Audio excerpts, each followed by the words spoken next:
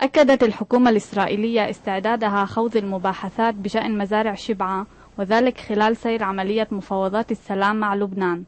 وأكد رئيس الحكومة الإسرائيلي إيهود أولمرت بأن مزارع شبعة هي جزءا لا يتجزأ من القضايا العالقة، والتي من شأنها عرقلة المفاوضات مع الحكومة اللبنانية إن لم نتداولها بجدية على طاولة المفاوضات.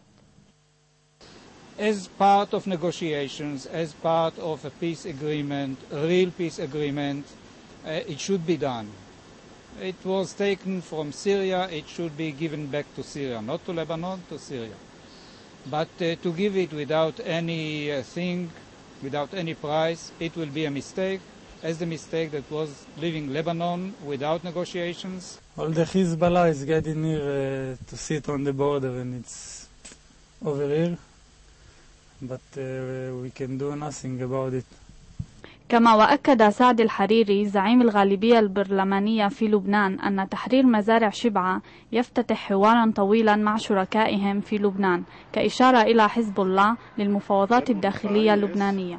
Israel wants peace with Lebanon.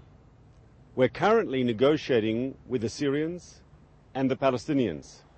And there's no logical reason why we shouldn't have peace talks with the Lebanese, talks where we can put all the issues of concern between the governments clearly on the table. مسألة تحرير مزارع شبعة ربما تجني نتائج إيجابية على جميع الأصعدة السياسية، وتشكك ادعاء المحللين بأن أولمرت يخوض هذه الجعبة من المفاوضات فقط من أجل تبرير موقفه السياسي وإلهاء الإعلام الإسرائيلي عن قضية تلانسكي.